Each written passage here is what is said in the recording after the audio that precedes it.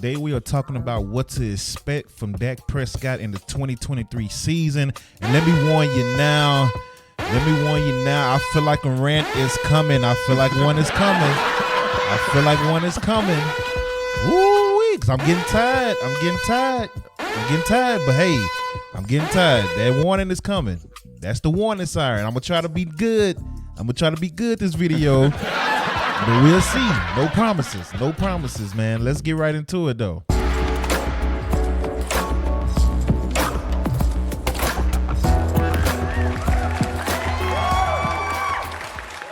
Yep. What's good, y'all? Y'all know what it is, man. This is K. Lou here from Dope Content. We are the Dope Sports Podcast, brought to you by DopeContent.com. And we are coming at you with another Dallas Cowboys update, man. Really, this episode is going to be more about, Dak Prescott and how the media is talking about Dak and treating Dak right now. But before we get into that, let's get into the running back market and what's going on with the running back. Let's go ahead and start with your Dallas Cowboys starting running back, Tony Pollard, ladies and gentlemen. Shout out to Tony Pollard, TP, man. Let's give him a hand clap before we get into his stuff, right? So Tony Pollard will be playing on a 1-year, $10 million franchise tag as the deadline has passed, and he did not get a contract extension from the Dallas Cowboys. Speaking of running backs, let's get into the other ones, man. NFC East Division rivalries, Giants. Saquon Barkley will maybe also be playing on the franchise tag as well. He didn't sign it yet, so we're not sure. But right now, if he does play this year, it will be on the franchise tag as well, as he was also not extended by the Giants. Moving on, Josh Jacobs, man, who wanted to get out of Vegas anyway, so I don't know why they even put the tag on him unless they were trying to trade him for something. But Josh Jacobs, he thought he was going to actually get extended. He showed up to the parking lot yesterday and was talking to, former teammate. And they were sitting in the parking lot waiting to get the call saying, hey, let's come in, let's sign this contract, let's extend it and all that. Nope, no extension. So franchise tag for him this year as well. Now, still free agents out here. We got Dalvin Cook, still a free agent. And we got Ezekiel Elliott, who got cut by the Cowboys. Dalvin Cook was cut by the Vikings. Both of these guys are still free agents right now. And then to top that off, there's rumors coming out that Derrick Henry is on a trade block from the Tennessee Titans. And I'm just trying to understand what's going on and what is happening to the running back market and how all of a sudden it's dropping like it is. Even the franchise tag value has dropped because 6 years ago, it was over $12 million for a franchise tag. Now it's $10 million for the franchise tags. I believe 2017 was the last time it was over $12 million. Now it's $10 million. But everybody else went up in franchise tag, quarterbacks, tight ends, wide receivers. Everybody else franchise tag value went up, and the running backs has went down. And that's bad. That's bad, and I don't get it. Like, a lot of people are making the mistake and thinking that, well, if Pat Mahomes can win without, a top paid running back and etc., then anybody should be able to win without a top paid running back and etc. No, sir. If Derrick Henry is not in Tennessee, you think they making the playoffs all these years with Ryan Tannehill? Oh, hell no. If Alvin Kamara wasn't with the Saints, you think their offense is gonna be? You think who played quarterback? Jameis Winston and the former Cowboy. I can't think of his name, but everybody that wanted him to start over Dak. By the way, I don't even know his name right now. Went to Cincinnati. I can't even think his name. But if Alvin Kamara is not there, y'all think that Saints offense is running like it is? Oh, hell no. You think if Dalvin Cook wasn't in Minnesota, you think Kirk Cousins is going to have the year he's having? What a year he's had and the success he's had in Minnesota? Oh, hell no. Yes, I know he has Justin Jefferson. Justin Jefferson is a 99 on Madden. Shout out to him, by the way, for doing that. But part of that offense was run and pass. It was a good mix. Like Dalvin Cook was a run and a pass threat out of the backfield. So it wasn't just Justin Jefferson. Matter of fact, let me give you Dalvin Cook's numbers right now. Dalvin Cook, 27 years old, gave you over 1,200 rushing yards. Without those 1,200 rushing yards, you think the downfield is open as it was for Justin Jefferson? It's not happening. It's not happening. And they're about to find out this year. This coming season, they're about to find out that missing Dalvin Cook is going to be something. If Josh Jacobs don't play, what are the Raiders doing? First of all, they wasn't that great when he played and got over 1,600 yards. It was just him and Devontae Adams. But Josh Jacobs not playing this year? You think that offense is going to thrive out there in Vegas? Oh, hell no. Then especially New York. Saquon just got Daniel Jones paid. If I'm Daniel Jones, I'm pounding the table. Like, you better find something to do. You better find something with Saquon, or you better set up a signing trade, or you better find a way to get Dalvin Cook from free agency. If we're not going to pay Saquon and you're going to let him go, we got to know. I need this guy in the backfield. Daniel Jones ain't having that year last year without Saquon in the backfield. And y'all know this. Y'all know this. Anybody that watch football that has half a brain know this. If you watch any Giants game, you know Saquon dominated that offense. They didn't have no wide receivers. Tight ends was a little iffy. It was Daniel Jones and Saquon running. That's what it was. And the reason Daniel Jones was able to run like that is because people had eyes on Saquon. Those were the only threats on offense. You think that just put a random running back there. You think Daniel Jones gonna have the same year? Oh, hell no. Like, come on, man. Tony Pollard came off the bench. Off the bench. He wasn't even a starting running back. Gave you over 1,000 yards, and he led the NFL in scrimmage yards last year. Let me say this right, because I don't want to mess this up. I'm talking like Charles Barkley. Let me read, because I wrote it down. He led the NFL in scrimmage yards per touch last year. Let me say that. That's what it is. Coming off the bench. All of these guys made the Pro Bowl, and can't none of them get a contract. Bruh. And listen, I'm on record saying at the beginning of the offseason, I'm on record saying after Tony Pollard got injured, that changed things for me. And it did. It changed things for me. And I'm going to stand on that. Because he got injured and broke his ankle or leg, whatever it was that he broke, on the last game of the season, in the playoff game. So I can understand the Cowboys low-key waiting on Tony Pollard, right? I can understand it. You got to see if you have another good year. I get it. But these other teams, when these guys coming off of healthy seasons, putting up the numbers they put up at the age that they're putting up, come on, man. It's ridiculous. It's ridiculous. Everybody is not Pat Mahomes.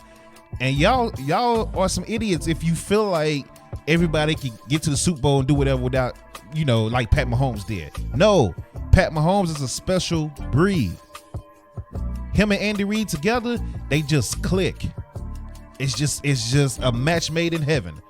5 years together starting as a starting quarterback, 5 straight AFC championship games, 3 Super Bowls with 2 of them winning. You're not going to see that from everybody else. Part of the problem in Buffalo with the souped up Josh Allen that everybody talk about, we going to get into him later too. Bruh. But part of the issue with Buffalo and why they couldn't advance was because they didn't have a running game. And I don't know if they signed anybody, but to my knowledge, they didn't sign nobody yet. And they still need a running back. Otherwise, they're going to go through another season being a good team, but needing that running game to get them over the hump. And you talk about Kansas City, they got a 7-round draft pick that did this and did that. That's fine. But at the end of the day, that 7-rounder still had to step up as a starter. And he had to have some big games for them to make it through the Super Bowl. And that's what he did. So, yeah, he was a 7-round pick. They got lucky. Andy Reid is great at scouting and drafting, right? But everybody else ain't like that. So if you have a star running back already, you might want to pay him, especially when he's in his 20s. Like the oldest one, Man, Dalvin Cook's 27. That's not old, bruh. That's not old. And again, Dalvin Cook just came off a 1,200 yard season. Over 1,200 yard season. But y'all want to pay the running backs? Like what? You got Dalton Schultz got paid last year, but you don't want to pay the running backs. That's the Cowboys issue. Like I don't get it. And a lot of teams are gonna wake up this year. Like they're gonna be forced to wake up. I know Dalvin Cook has been in talks with Miami. That would be dangerous if it happens. If it happens, it's gonna be dangerous. Zeke Elliott really haven't had any traction, but me personally, I think Zeke is gonna low-key be back with the Dallas Cowboys. I think that's part of Jerry's plan the whole time. Go ahead and cut ties with him now. Let's bring him back for cheap. Let him test the market.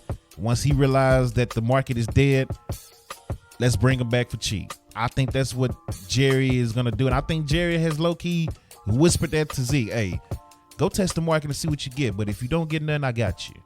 That's what I think, personally. That's just me. Right? But the running back market, man, it needs to. People are going to wake up this year. Let me just say that. I think people are going to wake up this year. People are going to wake up this year. Arizona, with Kyler Murray, they need a running game. You think? I don't even want to go into that because it's a lot going on there. Baltimore definitely need a running game because that's what they do. That's their style of play. So what you gonna do? Run Lamar Jackson to death? You know what I'm saying? So like, all right, man. All these teams we don't want to pay a running back this and that, but you need a running back. Buffalo. I'm surprised Buffalo ain't jumped on nobody yet. I'm surprised Buffalo ain't jumped on Dalvin Cook. They got their own issues, with they start wide receivers. So I kind of get it, but a little bit. But you need a running back. That was one of your biggest issues last year. You need a running back. Dalvin Cook is available. Call him. Ezekiel Elliott is available. Call him. Hell, see if you can get a trade for Saquon or Josh Jacobs because now they not signing a franchise contract. Make some calls. I mean, Miami, they need a running back. They running game wasn't that great last year. Part of the reason why Detroit offense was good is because they had a good running game with Swift and Williams. Like, it wasn't all pass. It wasn't Jared Goff just lighting it up, man. Get out of here, bro. Like, come on now. Jared Goff was good. He was better, but he wasn't just lighting it up like that. They had a good running game. So don't tell me running back. Philadelphia Eagles with Miles Sanders and them. And Jalen Hurts had a good running game with Scott as the backup. A good running game. And they still let Miles Sanders walk. So, all right. Tampa Bay, when Tom Brady went there and they won Super Bowls, yes, they had a crazy passing game because it was Brady, it was Antonio Brown, it was Godwin, and it was Mike Evans. But they still had a good running game too. So Leonard Fournette was a good running back. So I don't, and he had some key major plays in the playoffs that year. But hey, keep thinking running backs don't mean nothing, and you can just get anybody off the street and run, and that's just not the case. Seattle had a good season this year because they had a good running game. And understand, you got the young guys, rookies, and that's how everybody's thinking. We're not gonna pay this guy. We're just gonna let them go. We're gonna get a rookie that can run. I get it. I mean, but all these rookies don't hit like that. Like, it's a lot of stuff that has to go into it. So, but hey, if you want to take that risk, more power to you. I'm gonna leave it alone. I'm gonna leave it alone. I'm gonna leave it alone. And let's get into Dak Prescott, man, because I am tired of the media. I am tired of social media. I've been quiet, bro. I haven't said anything. I haven't made any videos about it like I normally would. I've been quiet, bro. I've been minding my business. Ain't said nothing. I ain't been arguing with nobody on Facebook. I ain't been doing none of that. But now we got people misquoting Dak, saying, because Dak was basically describing the chemistry with the wide receivers this year. They've been working out nonstop. They were just recently in Atlanta, even though CD was supposed to be at, SportsCon, by the way. They was like, CD showing up around 3:15. Looked at my phone, man, he's in Atlanta, bro. But when I saw what he was doing in Atlanta, I wasn't mad at all because he was working out with his quarterback and the rest of the wide receivers at the Dak Prescott's youth camp, I believe. So wasn't mad at all. Wasn't mad at all. Hey, CD, do your thing. Forget us. Forget coming to SportsCon, bro. I ain't worried about no SportsCon. I see you when I see you. You know what I'm saying? It would have been dope, but I see you when I see you. You handle your business and do what you're getting paid to do, right? So Dak was, I asked the question. I still don't know exactly, who he was talking to because I never watched the video, the clip, because I've never seen the clip. Everybody's just posting the headline. But actually, I did see the clip. Somebody posted it today. But he was talking about, the wide receivers and the chemistry. And he was like, well, wide receivers know where to be at. I know exactly where they're going to be at. They know when to turn. They know where the ball is going to be. He's just basically describing the chemistry, how good it is with these receivers based on what they've been doing in the offseason, right? And then in part of that, he was like, yeah, I'm not going to throw more than 10 interceptions. I'm not going to throw 10 interceptions this year. That's basically what he was saying. I'm not going to throw 10 interceptions, in my opinion, because of the chemistry. We had a lot of miscommunications last year. This year is different. That's all he was saying. Here go the media. Oh, Dak said he's not going to throw 10 interceptions. Stephen A. Smith and all them and Colin and all them. Then, of course, you got that. What's that show with Joy Taylor and all them and Shady McCoy? Just, they don't have nothing else to talk about. That show is horrible. I don't even know the name of it. Whatever. First things for what's the name of that show? Somebody put in the comment section the name of that show with Joy Taylor and Shady McCoy and whatever the other guy name is, Ako, whatever. I don't even care. But that's all they talk about. They have nothing else to talk about, dude. They don't talk about the Cowboys. They talk about Dak. And they just bring different people on every day. Is Dak good enough to win? Is Dak bad enough to win? Is Dak the weakest link of the offense? Is Dak this? Is Dak that? Then you got Joy making her little headline grabbing statements. Dak is not great enough to win the Super Bowl. He's just not good enough to get the team there. Like, shut up, bro. Do I need to go through the list of bad quarterbacks that's won Super Bowls because they've had great teams? Eli Manning got 2 of them off of great teams. Eli Manning is trash. I don't care what y'all say. Y'all can call him a future Hall of Famer if you want to. Eli Manning was garbage. And I'm going to stand on that. Eli Manning was garbage. He got lucky. He lucked up with those 2 teams. Joe Flacco, even though Joe Flacco himself balled out when the Ravens won that Super Bowl, that last Super Bowl, but overall, Joe Flacco ain't no great quarterback, and he ain't better than Dak Prescott. Trent Dilfers of the world. Come on, man. Like, get out of here, bro. It's not always about the quarterback. Sometimes you just got to be a bus driver and be in the right situation. And that's what Eli Manning was, in my opinion. Eli wasn't even better than Romo. And we're going to get into Romo later on in this video, too. Eli wasn't even better than Romo. So, stop this, Joy. Dak Prescott's just not good enough to win. Get out of here. Get out of here. Yes, he is. First of all, yes, he is, and we're about to prove that in a minute. Let me see. Before I even go there, let me see. I just want to make sure I don't miss nobody. Let's keep it going. Jared Goff went to the Super Bowl. We see what he is. You know what I'm saying? Like, come on, man. But let's get into it, man. Since everybody want to talk about Dak, let's get into Dak, man. Shout out to everybody once again for watching. Appreciate you, man. Much love to you. Y'all see we got some new overlays that I've been working on, man. So we trying to bring a different look to it, to the stream and everything. But let's get into Dak Prescott. Let's compare him. Let's compare him to some of the quarterbacks that the media love and that social media love so much, and say that, they're just so much better than Dak Prescott. Let's start off with Dak versus, let me take this off the screen real quick. Nope, that's the wrong one. Let's start off with Dak versus Josh Allen since 2018. And the reason I put since 2018 is because that's when Josh Allen started playing in the league. So we're just going to keep it since these guys have been playing in the league together, right?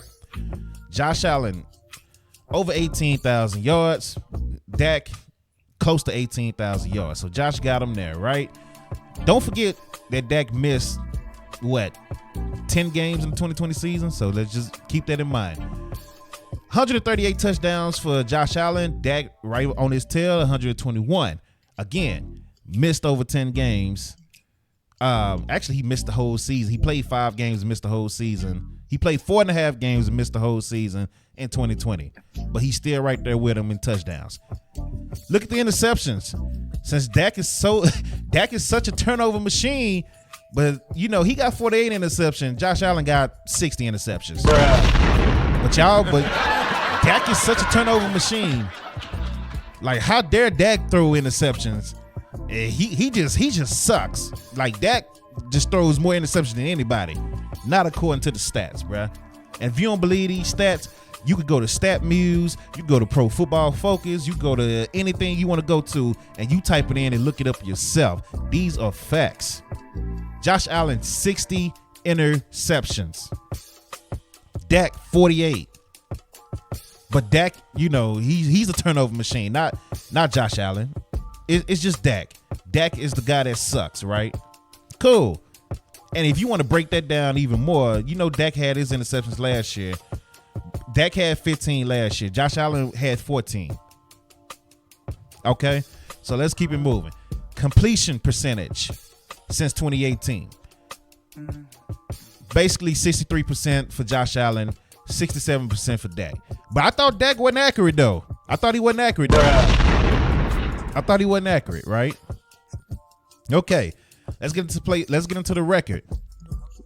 52-24 for Josh, which is very good. I'm not going to hate on that at all. 39-26 for Dak since 2018, right? Which is, it's a winning record, but it could be better, right? So Josh Allen got him on the record-wise since 2018. But you got to think of the teams that Josh Allen has been surrounded with recently, and then the defenses and team that Dak has been surrounded with recently. Like, Dak is just now getting that top 3 defense that we've been asking for a while. So, but I'm not going to use that as an excuse. I'll get it to Josh Allen. Josh Allen has been winning, even though I feel like he's had the better team. Shout out to Josh Allen for winning. Playoff record, Josh Allen is 4-4. Of course, y'all know he went to the AFC Championship game a couple of years ago, and that's the year he got his wins. That's the year he got his wins, right? Dak Prescott is 2-3, right? Cool. Dak has to fix that, and I told y'all in the last video I did for the Cowboys that this is the year that you're going to find out what Dak really is. And I think Dak is going to fix that playoff record, and I think he's going to, make it look a little better after this year, me personally. But Josh Allen is pictured as a top 2, top 3 quarterback. The whole point of this is to show you how biased the media is and how stupid they sound and how stupid y'all sound when you listen to them and you post all the BS and follow the narrative on social media. Look at these numbers. They're not far apart at all. But Dak, y'all would sit there and listen to the narrative that Dak is trash, but Josh Allen is top 3. How is Dak trash and Josh Allen top 3 in the league when the numbers look like this, since both have been starting at the same time? Come on, man. Somebody explain it to me. How is Dak trash and Josh Allen is top 3 guaranteed? Please explain that to me. Because he won a few playoff games? Huh? Like, the narrative. Change your narrative, man. And be realistic. Let's get into another guy who's considered the golden child coming up, and people are looking at him as a future legend in the game, right? Let's do Dak versus Justin Herbert. We're doing this since 2020. The reason why is that's when Justin Herbert came into the league and started playing. So we only doing it from the standpoint of when both guys are playing. Again, Dak played 4.5 games in 2020, so he missed that whole season basically. Justin Herbert got over 14,000 yards. Dak with over 9,000 yards. Justin Herbert with 94 touchdowns, which is great. Dak with 69 touchdowns, which is pretty good as well, considering he missed pretty much the whole 2020 season. 35 interceptions for Justin Herbert. 29 for Dak. Completion percentage, 67 basically for Justin Herbert, 68 for Dak. Playoff record, 0-1 for Justin Herbert, 1-2 for Dak since 2020.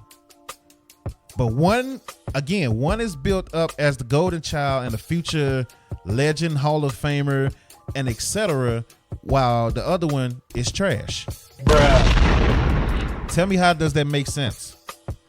Please tell me how that makes sense. I want somebody to go in the comment section, since I'm not live. I want y'all to go in the comment section and tell me how this makes sense. How is one trash and the other considered a golden child? And just to get into Justin Herbert, again, Dak had 15 interceptions last year. Let's get into how many interceptions Herbert had. Herbert had 10. And then before that, the year before that, he had 15. And then the year before that, he had 10. So Justin Herbert, the golden child, went from 10 interceptions to 15 interceptions to 10 interceptions. Bruh. But Dak is the turnover machine. Make it make sense, people. I'm hitting you with facts. And if you don't believe these numbers, you think I just made this crap up, go to StatMuse, go to ESPN, go to Pro Football Focus, go to what's this? What's another one? Let me think. Pro Football Reference. Just go to them and type it in. These are facts. How is one trash and the other one a golden child? Make it make sense. Huh? I'm waiting. Right? And then let's get into some legends, right? Let's get into some legends, because it's a lot of legends that people say, oh, Dak ain't better than, and Dak can't do this and do that. And when I looked at numbers and I remember them watching them play, I was like, well, they were good, but they weren't that great. And I don't think they were better than Dak. If Dak was on those teams back in the day, I think it'd be, a different story, right? So let's get into a two-time MVP and a Super Bowl winner and a Hall of Famer. Let's get into Kurt Warner's stats, right? I don't know why the background picture showed up, because it's supposed to be out of there, but hey, whatever. But let's get into Kurt Warner, right? 1999 MVP season, 4,353 yards, 41 touchdowns, 13 interceptions, 65% completion rating. Pretty good season, right? I ain't mad at it. 2000 season, 3,400 yards, 21 touchdowns, 18 interceptions, 67, basically 68% completion percentage, right? And not to mention, he had a Hall of Fame running back who also won MVP in the 2000 season, which is Marshall Faulk. So for everybody that say, oh, the running back don't mean nothing, that running game helped Kurt Warner this season in that 2000 season, because he was trash. Moving on, the 2001 season, he won MVP again. 4,800 yards, 36 touchdowns. How many interceptions he have as an MVP? How many interceptions he have? Am I blind? Am I tripping? Somebody tell me. How many interceptions did he have? In the comment section. Huh? How many? Does that say 22? 22, bro. 22. This man won an MVP with 22 interceptions and 36 touchdowns. But he's so great. Dak Prescott last year, 23 touchdowns, 15 interceptions. He's trash. The year before that, 37 touchdowns, 10 interceptions, but he's trash. Dak is trash, but Kurt Warner is an MVP with 36 touchdowns and 22 interceptions. Bruh. Make it make sense. It's not making sense. Y'all can't make it make sense. Like, should I keep going? Yes, I should. And I am going to keep going. Let's take Kurt Warner off, because I don't want to disrespect Kurt Warner, but I was just calling it what it is. Let's get into the next guy who everybody he calls a legend. He's a Hall of Famer. He's a gunslinger. He's this and that. He's great because he got that little one Super Bowl, whatever. Let's get into the next guy, Brett Favre. Let's compare the first 7 years of Dak Prescott and Brett Favre. Reason why we doing 7 years, because Dak has only been in the league 7 years. So we're gonna do the 7 years that they played. First 7 years. Brett Favre, 182 touchdowns. Dak 166. Cool. How many interceptions Brett Favre got? 95. Bruh. How you throwing 95 interceptions in 7 years in the early 90s when it was still a run game? When the NFL was still based off of running the ball. How you throw 95 interceptions when you ran the ball 25 plus times a game? 95 interceptions? He got Dak by 30 interceptions. Passing yards. Dak got more passing yards than Brett Favre. Passer rating, first 7 years, not even close. Pass completion percentage, since Dak is so inaccurate and Brett Favre was just a gunslinger, heavy arm, strong arm type of guy. Completion percentage, Dak 66.6, Brett Favre 61.5. But again, y'all listen to the narrative that the guy on the right is trash, but the guy on the left was a gunslinger. He took risks. He was a Hall of Famer, and he was just great. Bruh. Make it make sense. It don't make sense. You see how stupid y'all sound now? Going with the narrative? Do y'all see how stupid you sound now? And for the love of God, let's take this one off. For you Cowboys, I really didn't want to do this one. I really did not want to do this one. But for you Cowboys fans who can't get over losing Tony Romo and just think Tony Romo was the savior and the end all be all and the greatest to ever do this and the greatest to ever do that, I'm about to shut you up. Right? Listen, I loved Romo. I defended Romo the same way I defend Dak. If they gave Romo consistent defensive teams, I felt like it would have been different, right? But Romo also had Hall of Famer wide receivers. He also had T.O. He also had Terry Glenn. He also had, Prime Dez, Miles Austin, Prime Witten. He had Marion Barber. He had DeMarco Murray, who is still the Cowboys' all-time leading leader in rushing yards in a season. So he still had DeMarcus Ware. He still had Terrence Newman. He had Roy Williams. He had a little bit of Darren Woodson. So it ain't like he had all scrubs. He had teams. But let's get into this one. This one is the first 7 years as a starter. And the reason I put as a starter is because Romo was in the league for a while and he only played maybe like 5 games one season and 6, he was coming off the bench. So as a starter, first 7 games, let's compare them. 166 touchdowns for Dak, 115 for Romo. 65 interceptions for Dak. Yeah, that's not good compared to Romo's 59. I'll give you that. Look at the yards. Almost 25,000 yards for Dak, 16,000 yards for Romo. Passer rating, 97.8 for Dak, 95.7 for Romo.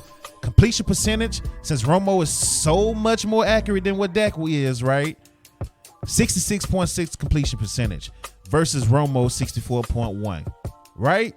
Playoff record. This is the big one, right? This is the killer. Dak can't win in the playoffs. If we had Romo, we would do this and do that. Look at their playoff record. First 7 years. 2-4, 2-4. Bruh. So all you people that's sitting here talking Romo this, Romo that, and you can't get over it and you hate Dak as a Cowboys fan. First of all, how are you a Cowboys fan and you hate the quarterback? But you hate Dak Prescott as a Cowboys fan because you can't get over Tony Romo being gone. Let it go. Let it go. We had Romo for years. And what did we do? Romo finished with a 2-4 record, which already means I can guarantee you right now Dak is going to play more playoff games than Tony Romo.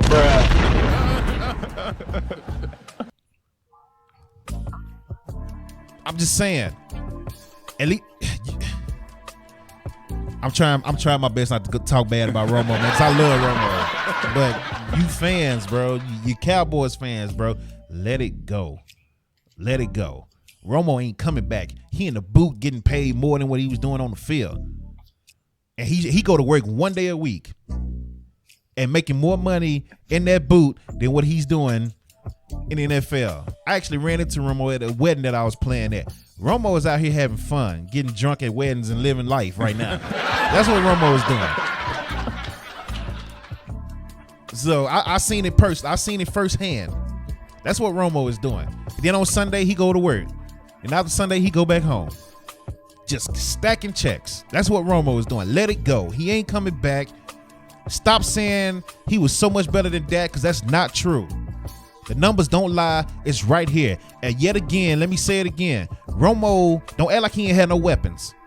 Miles Austin, Terrell freaking Owens, Prime Dez, Prime Witten, Prime Marion Barber, Prime DeMarco Murray,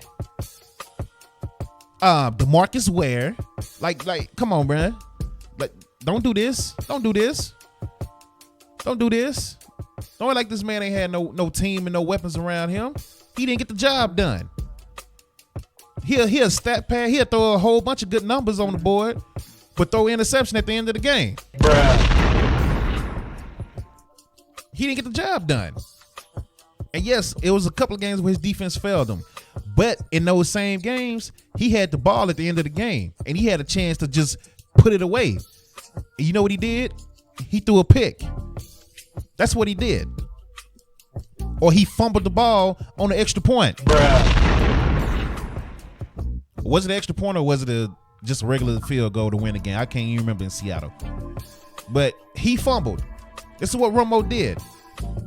You mad at Dak for losing to the number one defense the last 2 years, right? When your starting running back got hurt in this past playoff game, right? Your field goal kicker was missing kicks left and right. And then that same defense should have been to the Super Bowl twice. They held Aaron Rodgers, the great Aaron Rodgers, to 10 or less points in Green Bay after they beat Dallas, right? Bruh. They was one drop pick away from beating LA and going to that Super Bowl in LA. One drop pick away. And then last year, they gave Philly problems without a freaking quarterback. Christian McCaffrey was playing quarterback in the second half. They didn't even throw the ball. They couldn't even throw the ball. But you're telling me, and they still almost went to the Super Bowl, and you're telling me that, Dak sucks because he lost to the number one defense twice? Barely, by the way. It ain't like they got whooped and blown out. They barely lost both games. With Kellen Moore as the OC. Kellen Moore, the guy who would put you in third and long positions and run 4 curl routes at the same time. Bruh. But hey, what do I know, right? I don't know nothing. I don't watch this team. I don't watch scouting tape. I don't do none of that, right? I'm just a YouTuber / whatever type of reporter I want to be. I don't know nothing, right? I don't know what I'm talking about. Forget all the facts and the numbers that I'm giving you on here. I don't know nothing, right? So since I don't know nothing, because I've never played in NFL, because people like to use that. Oh, you never played in NFL. What do you know? Let's get you somebody that actually played in NFL then. Since we want to do that, right? Let's take that off for you Romo haters. You Romo lovers who can't get over the fact that Dak and Romo is not what you thought he was. Let's just keep it moving. Shout out to Romo. I love Romo. Let's get an actual NFL player, somebody that played in NFL. Let's get their thoughts on it then. Since I don't know nothing because I ain't never played in NFL. So let's get somebody that did play in NFL thoughts. Can you guys co-sign, that statement by Jerry Jones? Is Dak Prescott, a good quarterback? Ashley, not only can I co-sign this statement by Jerry Jones, I will actually go out on a limb and say that Dak Prescott is actually a great quarterback. Let me ask you guys a question. Great. Drew Brees, is he good or great? If you ask me, yeah, Drew Brees is a great quarterback. He's great. Tom Brady. Well, was a great quarterback. He retired. Tom Brady. The greatest. Great. The greatest, so great. The GOAT. What about Ben Roethlisberger? showed signs of greatness. I'm gonna say he was a good quarterback. He'll say he's good, maybe a tweener in between Yeah, good he, and great. He rode the fence sometimes. Yeah. There were glimpses of greatness in there. Okay, so can we do this, right? Because I just, there's a lot of chatter around Dak Prescott. And sometimes, we look at 1 year or a couple of games and we say, this guy's not good enough, right? Even, one of our co-hosts here, Shady McCoy, legendary rant, went viral. He's ass. And I respect that. I understand what Shady was saying as far as throwing picks. We know that. Look, ball security is job security, yours and mine. Right. If you turn the ball over, we have no chance of winning. But when we compare Dak Prescott to these quarterbacks that we said were great, and then one quarterback that's probably in between good and great, then his numbers don't lie. Let's look at it. Throw it back up, please, Manderville. Dak Prescott's a great quarterback. This is through 7 seasons, 2,100 yards, 21 plus 100 completions, 24,000 plus yards through the air, 166 touchdowns, 65 interceptions. Let me pause that for y'all so you can look at it. Because these quarterbacks I didn't even do. I didn't even do these quarterbacks. But look at the numbers. All these great quarterbacks, right? Look at the numbers. And don't even get me started on Brady, how he always had great, because this goes back into my running back conversation earlier, how Brady always had very good running backs coming out the backfield that he could just dump it off to on a swing pass and they run for 40 to 50 yards. He got a lot of touchdowns and yards off of those running back dumps. So, hey, but whatever. Go ahead, Brandon Marsh. I forgot. I don't know nothing. Brandon Marsh, go ahead, bro. It's all on you, NFL player. Look at Drew Brees, the great Drew Brees. Do y'all not remember the second half of his career is like every other year, every other game? Drew Brees breaks this record. He breaks that record. Hold on, stop the game. Drew Brees, come out to the middle of the field. Let's clap for Drew Brees. Drew Brees is the man. Drew Brees is going to go down as one of the most prolific quarterbacks ever. Tom Brady, you just said it. He's the greatest. The GOAT. The greatest, the GOAT. Look at him through 7. Ben Roethlisberger, look at him. The only thing that's missing on this chart is Super Bowls. If we want to say that's how we're going to judge our quarterbacks, right? Then then the conversation changes. But to me, I hate what we do in media where we take our guys and we put them on a pedestal, then we tear them down because they have one bad game or a couple bad games or one bad year or not even a bad year, just a difficult year. Right. Dak Prescott is on his way to having a Hall of Fame career. Right. You can't tell me otherwise. The numbers just told me everything. Right? So actually for me, Dak Prescott is not only a good quarterback, he's a great quarterback. Hey, what do you want me to say? You can argue with me since I ain't never played in the NFL, but you go argue with a NFL legend right there? And y'all know I don't agree with Brandon Marshall a lot at all. So, what y'all want me to say? Huh? Y'all got to stop letting the media mess with your head and give you a fake narrative that's not true. You got to stop it. Dak Prescott can play, man. Dak is a very good quarterback. Very good quarterback. And when it's all said and done and he retired, you haters, you Cowboys fans, but you hate Dak Prescott, you're going to miss him. You're going to miss him. I'm going to tell you that now. You're going to miss him. Unless they just magically luck up again. Because they've been getting lucky. They haven't been drafting, quarterback. They haven't been going out looking for quarterbacks. They got lucky with Dak because Jerry wanted Paxton Lynch, who got cut from the freaking XFL. Bruh. And if you know anybody that know about the XFL, it's me, buddy. Because I've been covering it. I'm out there at the games. I saw Paxton Lynch in person. He's trash. Jerry wanted him and almost traded up for him. And Dak just fell in his lap in the 4th round. So again, very lucky. Y'all need to, all right. One day, man. One day y'all go appreciate it, man. I'm not trying to hold you. I've already went 15 minutes over my time today. So I wanted to keep this 30 minutes, but I'm going to let it go, man. I'm going to let it go. Y'all be safe, man. Have a good one.